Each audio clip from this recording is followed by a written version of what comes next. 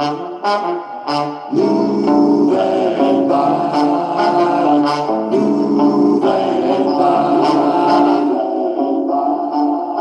le son passe, c'est super.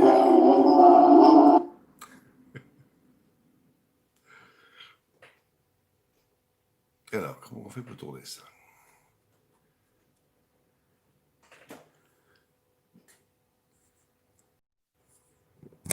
Eh bien, je savais bien que ça allait arriver. C'est une première, c'est normal. Bienvenue sur ce... J'avais appelé ça comment déjà? Web Flash Radio. Bon, j'ai pas voulu intituler ça Radio Stantube, mais ça m'a traversé l'esprit. Attendez, il faut que j'aille récupérer des billes. Alors, voilà.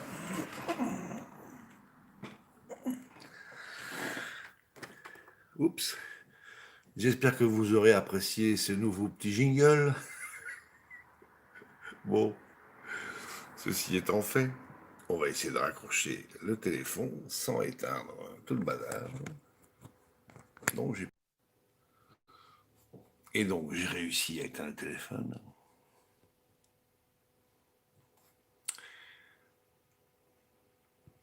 Et on y retourne. Vous êtes combien? Alors, dette publique de la France en pourcentage du PIB. J'ai déjà expliqué que le PIB, c'était la population d'un pays. Puis, de toute façon, on n'est pas là pour ça. Alors, je vais essayer de recadrer. Voilà, on va essayer de recadrer ça un petit peu mieux. Bon, on y va. Les nouvelles du front, ben, mon front, il va très très bien, je vous rassure. Météo. Alors, pour la météo, si vous voulez savoir quelle météo il fait, ben, c'est très simple. Vous ouvrez la fenêtre, vous ouvrez les rideaux, vous regardez dehors, et vous savez la météo qu'il fait. Et en plus, si vous voulez connaître la température, vous mouillez un doigt, vous le passez par la fenêtre, vous attendez 30 secondes, et vous verrez. Ça, c'est pour la météo, donc ça c'est fait. Alors, on va commencer avec un petit peu de lecture, sympathique. C'est parti. D'abord, je vais vous faire la petite citation du jour qui est ici, que j'aime bien d'ailleurs. Dans une société bien huilée, on ne dit pas ce que l'on sait, on dit ce qu'il est utile au pouvoir. Et c'est Noam Chomsky qui avait dit ça à une époque. Et on va commencer ici avec un truc sympa dont je vous ai déjà mis quelques vidéos sur la chaîne. Les tests PCR du Covid peuvent-ils être un moyen d'infecter ou d'implanter subrepticement des personnes? Allez, toi. C'est un article qui date déjà du 20 août, mais bon, c'est d'actu, c'est d'actu. Les tests PCR du Covid sont administrés à l'aide d'un écouvillon de 15 cm de long qui passe par le nez et va jusqu'au fond de la gorge. En fait, non, c'est pas le fond de la gorge, ça va jusqu'à la glande pinéale. Pourquoi? Le coton-tige touche la plaque sensible du cibriforme et accède directement au cerveau. C'est ce que je viens de vous dire. Ces tests comportent-ils un dessin subreptice? Sûrement. Pourquoi? Sinon, il ne le ferait pas. Les tests PCR du Covid sont en cours. Pardon. Les tests du Covid qui sont en cours de déploiement dans le monde entier, conformément au plan 1.3.30 de la fondation Rockefeller, qui vous veut du bien, sont le principal objectif de cette phase actuelle de l'opération coronavirus. Puis, plus le nombre de personnes testées est élevé, plus le nombre de cas positifs enregistrés est important, ce qui alimente le discours officiel de peur et maintient l'envie pour justifier une nouvelle tyrannie. Cependant, il se peut qu'autre chose soit également à l'œuvre. Nous devons nous demander si ces tests PCR du Covid ne seraient pas en fait une ruse pour accéder secrètement à notre organisme interne, en particulier à notre cerveau. Les écouvillons nasaux utilisés, appelés nasopharyngés ou oropharyngés, sont incroyablement longs puisqu'ils mesurent environ 15 cm, ce qui signifie qu'ils atteignent l'arrière de notre gorge. Existe-t-il une raison médicale une raison médicale pour laquelle ces écouvillons doivent être de cette longueur. J'ai couvert dans d'autres articles à quel point les tests PCR sont imparfaits et inadaptés. Ces tests pourraient-ils être utilisés pour infecter subrepticement des personnes avec un agent pathogène quelconque, administrer le vaccin qu'ils prétendent être encore en développement, ou même implanter des personnes avec des nanotechnologies telles que les puces électroniques? Alors là, j'interviens vite fait.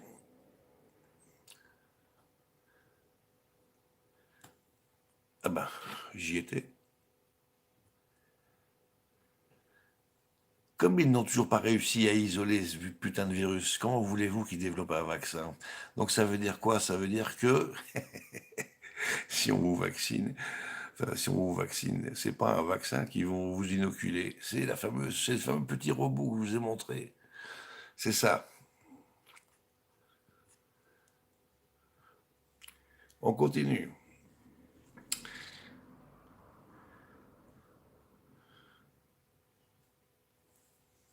Test Covid, s'agit-il d'accéder à la plaque cibriforme ou de la cibler? Ben oui. En anatomie humaine, les plaques cibriformes est un os médian important qui fait partie à la fois du crâne et du nez et qui transmet les nerfs olfactifs qui véhiculent le sens de l'odorat. Il s'agit d'une partie du corps très délicate et très fragile. Mais moi je vous dis, c'est la glande pinéale qui vise. Alors le traducteur, il rajoute une petite note. La plaque cibriforme est étroite et profondément rainurée. Elle soutient le bulbe olfactif et est perforée par des foramines pour le passage des nerfs olfactifs. Les foramines situées au milieu de la rainure sont petites et transmettent les nerfs à la voûte des fosses nasales. Celles des parties médianes et latérales de la rainure sont plus grandes. Les premières transmettent les nerfs à la partie supérieure de la cloison nasale, les secondes à la conque nasale supérieure. Une plaque cibriforme fracturée peut entraîner un dysfonctionnement olfactif, un hématome septal, une rhinorrhée du liquide céphalo-rachidien et éventuellement une infection pouvant conduire à une méningite. La rhinorrhée du LCR, liquide clair qui s'écoule du nez, est très grave et considérée comme une urgence médicale. Et pour terminer l'article, pourquoi diable les tests Covid contiennent-ils un tampon, un bâtonnet rembourré qui peut titiller cet os délicat? Serait-ce parce que la plaque cibriforme permet d'accéder au cerveau? Jim Stone y a récemment fait allusion dans un article intitulé « Le test coronavirus n'est pas crédible et est probablement destiné à un accès clandestin au cerveau ». Reproduit sur ce site, vous avez le lien. Je partagerai les liens tout à l'heure. Ah bah je peux déjà le faire, je vais prendre celui-là. Et là vous allez avoir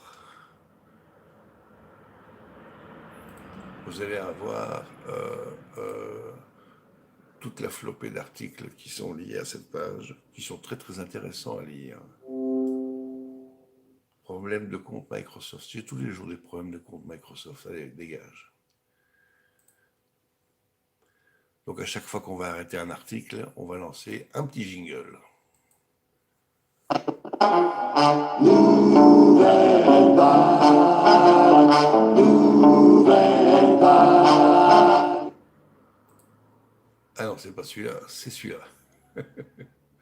Alors ici, je vous le lirai peut-être demain, donc on va se le garder sous le coude. Alors, nouvel article, bientôt dans votre ville. C'est un article récent qui date d'il y a 3-4 jours. La réponse totalitaire de l'Australie au Covid crée un précédent pour tout dictateur en devenir. Et oui, il faut avoir de l'espoir. La police de Victoria arrête un manifestant dans la banlieue de Melbourne. Et oui, il n'a été pas masqué, le pauvre. Les habitants de Melbourne sont prisonniers dans leur ville et risquent d'être détenus indéfiniment pour pré-crime et même de voir leurs enfants enlevés sur la base de statistiques Covid souvent inexactes. Combien de temps avant que cela ne se répète ailleurs? Les Américains seraient bien avisés de prêter attention à ce qui se passe en Australie. Premier ministre de l'État de Victoria, Dan Andrews, s'est lancé dans une course à la police pour rivaliser avec le Patriot Act en présentant récemment un projet de loi qui donne au gouvernement de l'État le pouvoir de détenir préventivement des personnes à haut risque pour une durée indéterminée dans des installations de quarantaine, soit la base de simples soupçons de non-respect et des ordres d'auto-isolement. Vous savez qu'il y a déjà des prisons Covid qui existent en Nouvelle-Zélande, hein, c'est pas tellement loin de là. Cette mesure est justifiée par l'utilisation de statistiques Covid que même l'établissement médiatique, qui aime bien la peur, a reconnu être probablement fortement exagérée. Et sur la base d'un test dont le créateur a, paraît-il, été horrifié à l'idée de l'utiliser pour diagnostiquer une infection virale. Pourtant, le même establishment médiatique a adopté le verrouillage totalitaire décidé par Dan Andrews comme le modèle que les États-Unis devraient adopter. Je bois un petit coup parce que je commence à avoir la gorge de plus en plus enrayée.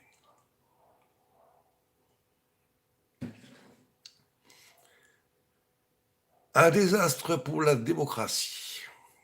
Ah oui, j'ai pas mis le jingle, c'est pas grave. Ah bah tiens, on va se mettre, hein. Allez, viens, il faut que je m'habitue, hein. C'est une première, je suis pas encore rodé.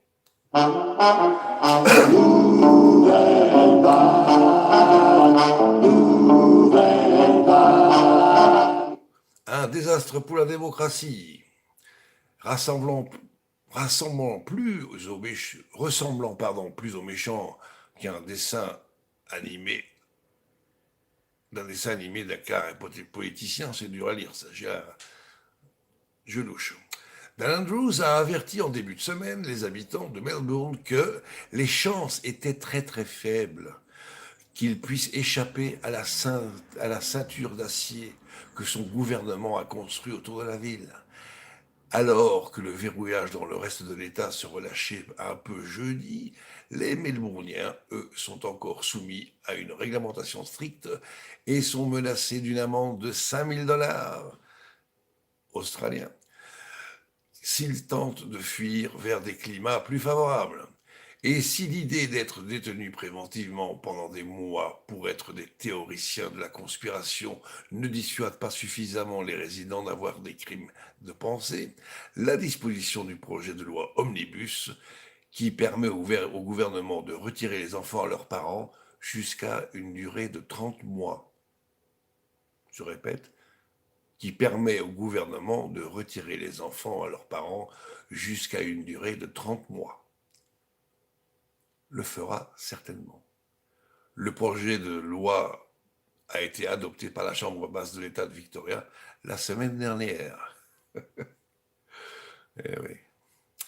L'État de Victoria a déclaré l'état de catastrophe le 2 août dernier avec 123 décès dus au coronavirus. J'arrive plus à dire ce mot. Dans tout l'État pendant toute la durée de la pandémie. Ça non plus, j'arrive pas à prononcer correctement ça. Citant une hausse soudaine et inexplicable du nombre de cas dans sa décision d'enfermer les résidents dans des logements publics dans leur appartement et d'envoyer des membres des services militaires faire du porte-à-porte pour s'assurer que les citoyens obéissent. Georges, où es-tu? La vidéo de la police traînant une femme enceinte hors de son domicile pour avoir simplement encouragé une manifestation contre le verrouillage des logements dans sa petite ville, en solidarité avec les habitants de Melbourne, a déclenché une indignation internationale et la condition économique et psychologique des habitants s'est rapidement détériorée au cours des 2 derniers mois. La santé mentale n'est pas la seule à avoir souffert de ce confinement du dictateur Dan. Le nombre de décès dus au coronavirus a en effet grimpé en flèche, passant de 123 lors de l'imposition du confinement le 2 août à un énorme 773 Ils auraient pu mettre un 7 hein, à partir du mercredi, bien sûr. À partir du mercredi, pardon. Bien sûr, énorme et relatif, étant donné les dizaines de milliers de personnes supposées infectées, on pourrait s'attendre à un nombre de décès beaucoup plus élevé, du moins jusqu'à ce qu'on se rappelle que 90% des cas diagnostiqués par les tests PCR ne portaient probablement pas assez de virus dans leur organisme pour présenter des symptômes ou infecter d'autres personnes. Si c'est une bonne nouvelle pour tous les Australiens qui ne mourront pas du Covid, c'est une mauvaise nouvelle pour ceux qui maintenant enfermés dans leur maison à cause qui sont maintenant enfermés dans leur maison à cause de ces chiffres inexacts. On va laisser cet article-là, peut-être pour demain. On va continuer demain, peut-être. Nouvelle vague, nouvelle vague. L'État policier mondial augmente rapidement. Eh bien oui, ça, c'est une suite logique à l'article que je viens de vous lire. Il y a toujours une excuse pour l'application de restrictions totalitaires au public. Il y a toujours une raison. Et souvent, ces raisons sont conçues pour paraître logiques et pratiques à l'époque. En Allemagne, après la Première Guerre mondiale et au début des années 30, les militants bolcheviques et le Parti communiste allemand, le KPD, se sont livrés à des sabotages économiques agressifs, à des violences de rue et même à des assassinats. Cela, avec la Grande Dépression, a conduit la classe moyenne allemande à soutenir le Parti le Parti national-socialiste et le Troisième Reich, entre parenthèses, le fascisme. Une grande partie de l'histoire se concentre sur les horreurs des nazis, mais beaucoup de gens ne sont pas conscients de la menace extrême de la révolution communiste en Europe à cette époque. Une menace qui a été utilisée par les nazis comme une justification parfaite pour construire un État policier. On peut soutenir que sans l'existence d'un communisme radical, les fascistes n'auraient jamais eu le soutien public nécessaire pour accéder au pouvoir. En Russie, après la révolution bolchevique, la police secrète de la Tchéka a été créée au nom de la prévention de la contre-révolution. C'est un aspect intéressant, commun au communisme en particulier. Il s'accroche désespérément au récit selon lequel ils sont les révolutionnaires, même lorsqu'ils ont le pouvoir. Ainsi, la révolution ne se termine jamais car il y a toujours des gens qui ne sont pas d'accord avec le communisme. Quiconque refuse de se conformer au mandat marxiste devient un ennemi impérialiste et un épouvantail. Et est présenté comme un exemple de la raison pour laquelle la révolution doit se poursuivre perpétuellement. L'État policier doit exister pour toujours, pour extirper les classiques pervers qui se cachent dans l'ombre. Je vous mets le lien de l'article. Vous n'avez qu'à le traduire ou le faire traduire.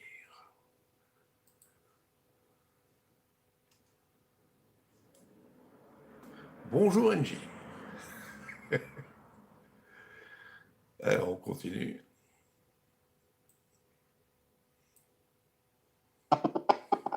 Nouvelle vague, nouvelle vague.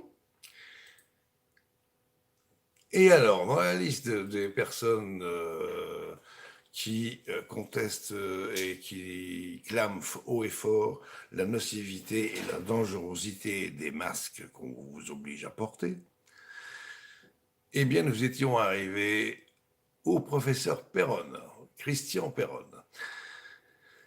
Médecin et professeur des universités praticiens hospitaliers français, spécialisé dans le domaine des pathologies tropicales et des maladies infectieuses émergentes, et ancien président de la commission spécialisée maladies transmissibles du Haut Conseil de la santé publique.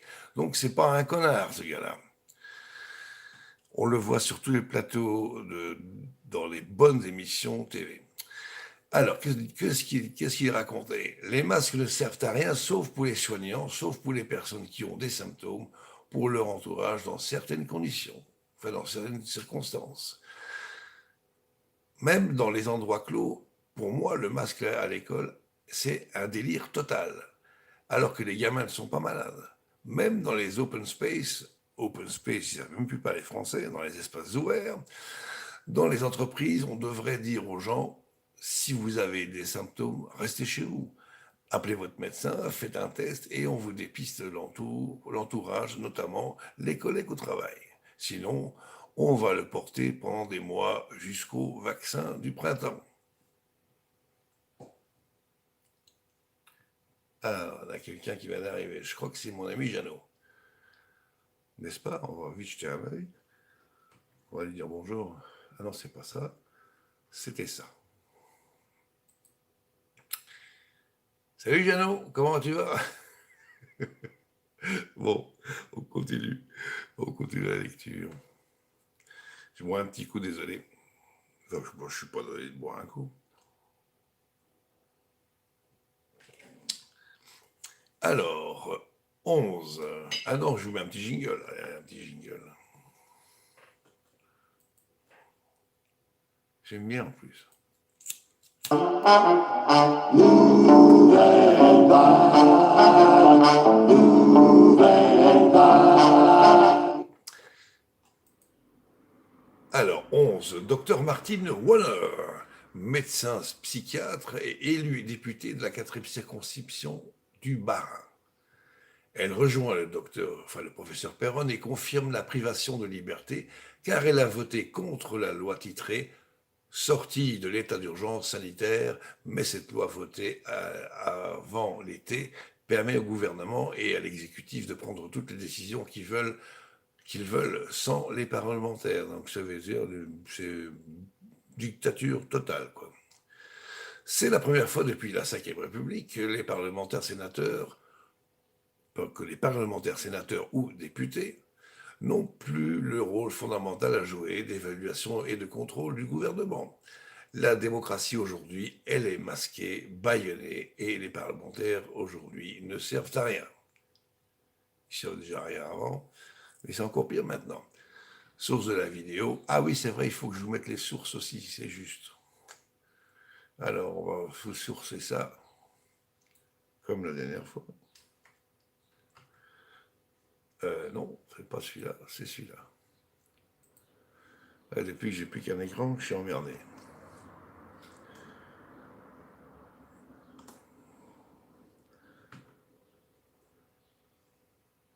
Ah oui, petit jingle. Ah oui, vous les allez entendre suivant, celui-là. Il va vous casser la gueule, les oreilles. Mais c'est ce qu'on vous répète dans les merdières. Nouvelle vague, nouvelle vague. Alors, continuons. 12. Les soignants belges. 24 professionnels de santé belges témoignent. Collectif de médecins consciencieux révélant tous la même compréhension de l'expérience. Prendre soin de son système immunitaire par la compréhension et du rôle essentiel de la respiration, de la nourriture. Apprendre à connaître l'artémisia, une plante simple qui guérit. Eh bien oui, il fallait y penser. Plainte à l'ordre des médecins contre la ministre belge Maggie de Bloch et 9 autres experts. Experts entre... enfin, soit. Alors, on va mettre tous les liens.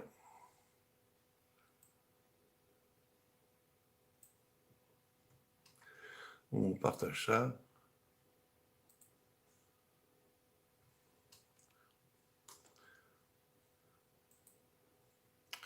Chaîne citoyenne. Alors, il y a une chaîne YouTube Initiative citoyenne. Je vous mets aussi le lien. Comme ça, si ça vous dit, vous pouvez cliquer dessus.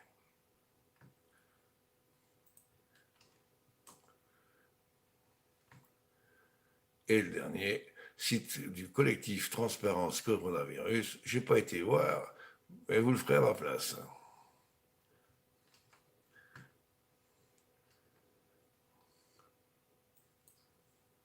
Et comme il est 8h55, on va s'en payer une dernière.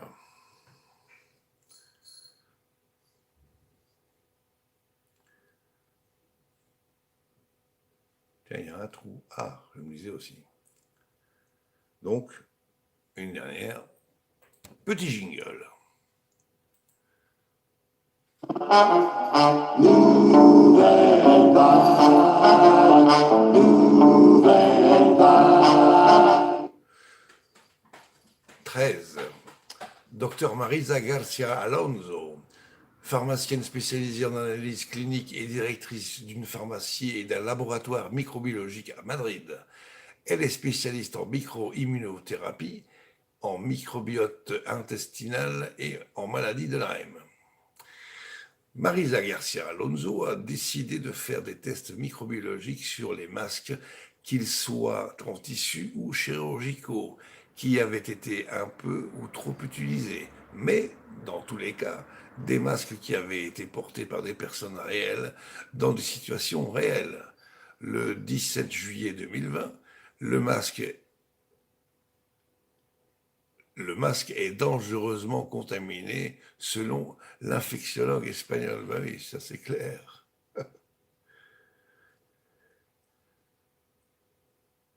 Le masque est un véritable nid à microbes. Alors, vous voyez ça. Staphylocoque, bacilles pathogènes, streptocoque, gram négatif, champignons et d'autres saloperies. Cette plaque est aussi saturée de germes. Donc elle dit ici, c'est une microbiologiste a mesuré la charge bactérienne et fongique dans un masque porté pendant toute la journée. C'est tellement dégoûtant que je ne sais pas quoi dire. Ben tu dis rien, ou alors tu chantes. Ouais, oui. Nouvelle vague, nouvelle vague. Ah oui, la vidéo, vous n'avez pas le lien, on va vous la mettre, on va vous le mettre le lien.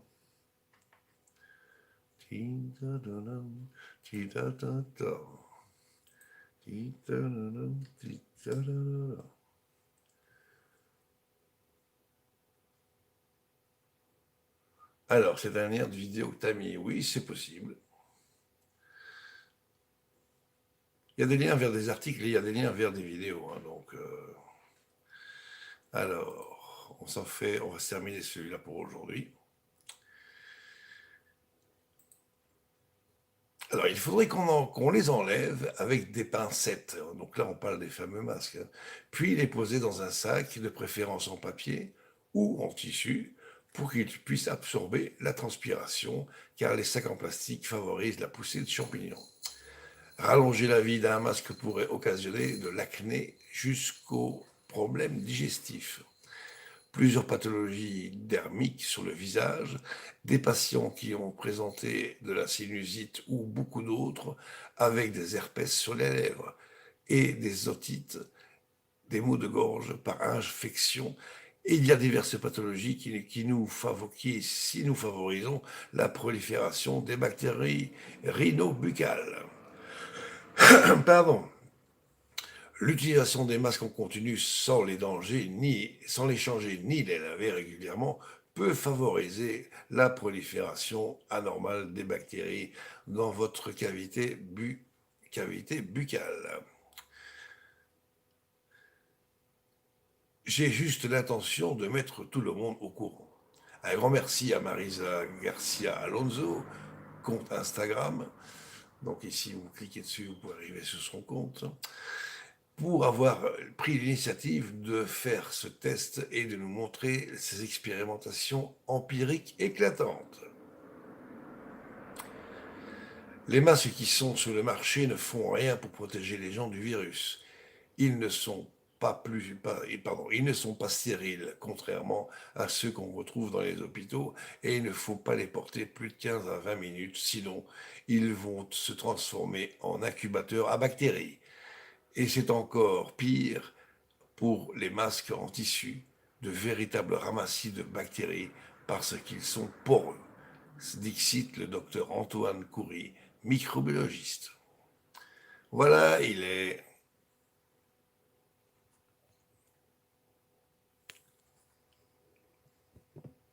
C'est parce que c'est un fillon ou pas?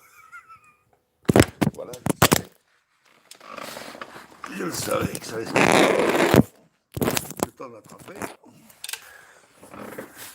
Je suis toujours aussi doué, vous avez vu.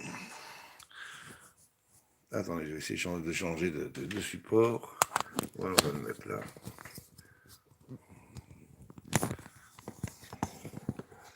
Et donc voilà.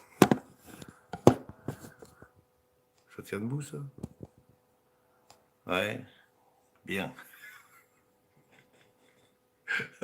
Attendez, on se garde ça sous le coude pour demain. Ouais, parce que demain, on va continuer, évidemment. Ah, s'amuser un petit peu. Alors, je vous ai perdu. Ah oui, c'est vrai, j'ai oublié. Nouvelle vague, nouvelle vague. Bon, je vous chanterai pas la chanson en entier, mais c'est pas l'envie qui manque. Bon, bah, sur ce, bah, je vais vous dire, je vais vous souhaiter une bonne journée. Euh, Enfin, je souhaite une très bonne journée à ceux qui ont les miquettes.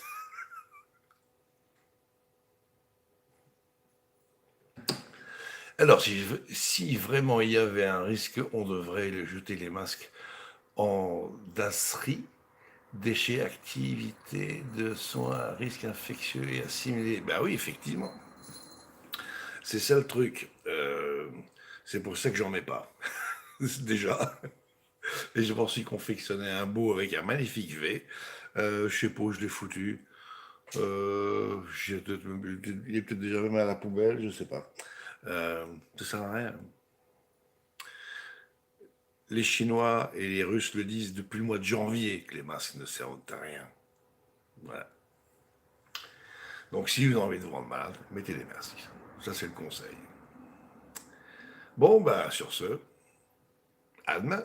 Bonne journée. Je vous embrasse. Merci d'avoir été là.